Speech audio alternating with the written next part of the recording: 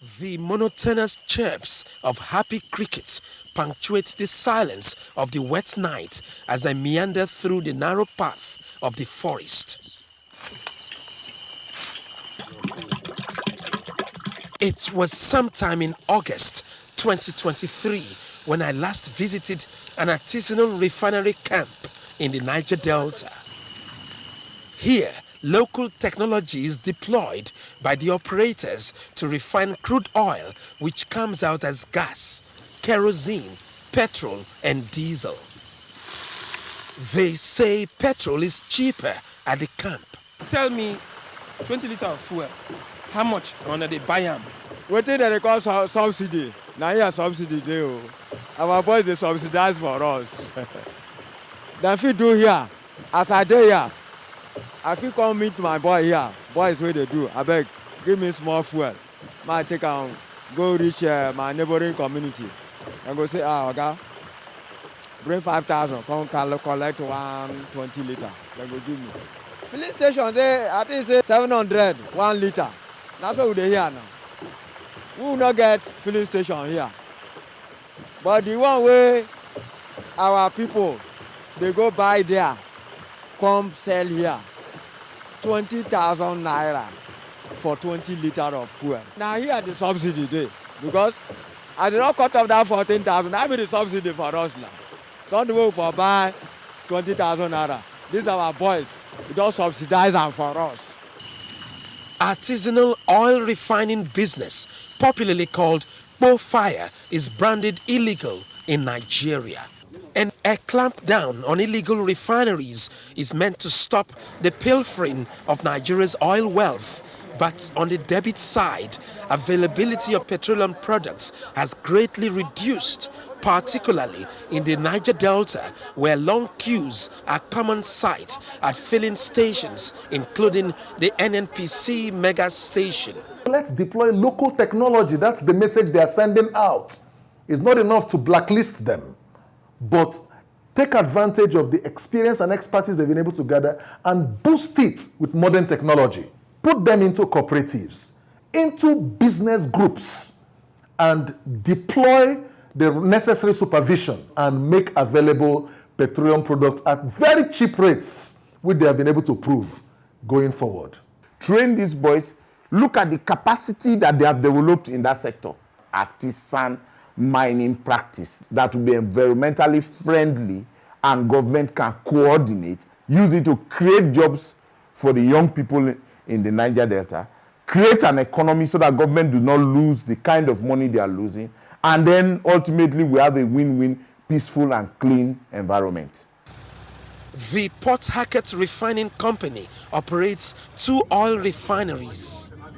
The old plant was commissioned in 1965 with a 60,000 barrel per day refining capacity, while the new plant with a 150,000 barrel per day capacity was commissioned in 1989.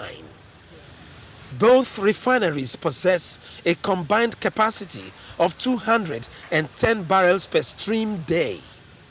Perhaps due to inefficient processes and a lack of maintenance, the Port Harcourt refinery stopped functioning years ago, leading to Nigeria's increased reliance on imported petroleum products.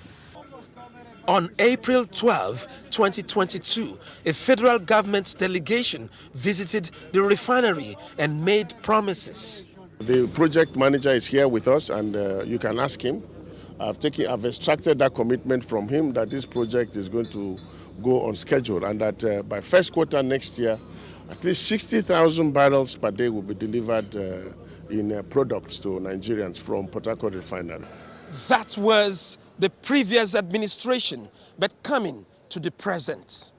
In the next few years, Nigeria stops fuel importation. And that is why we're here, to see the extent of work done. And we're satisfied with what we have seen here. From what we have seen here, Port Harcourt will come on board by the end of the year. The federal government did not meet its own deadline, despite shifting the goalpost on few occasions. Despite several promises, the Port Harcourt Refinery failed to return to production, but a Business Day publication quotes the NNPC Limited's Chief Financial Officer, Umar Ajia, as saying that September was the new date for the commercial commencement of the Port Harcourt Refinery. While waiting for that to happen, recall that Nigeria's former Vice President, Professor Yemi Oshibajo, had made a case for artisanal refining of crude oil after touring the Niger Delta states in 2017.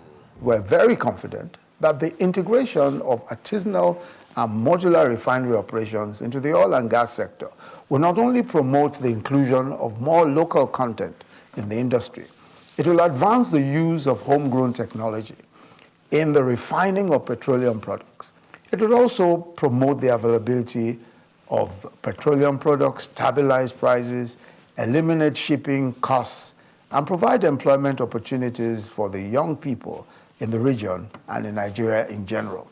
Because this nascent industry of artisanal and modular refinery operators will be regulated, of course, the environmental degradation long associated with illegal refining activities, crude oil theft, and pipeline vandalism will be mitigated and eliminated. Can the deployment of local technology guarantee availability of petroleum products? Well, that's for the federal government to decipher. But in the meantime, there's good news from Lagos. Dangote Refinery has started production. But that also subtly reminds us of a certain promise by the NNPCL for the Port Harcourt Refinery to come back on stream. Now, if that happens this month, it shall be 1 September to remember. Ofieteme George, Arise News.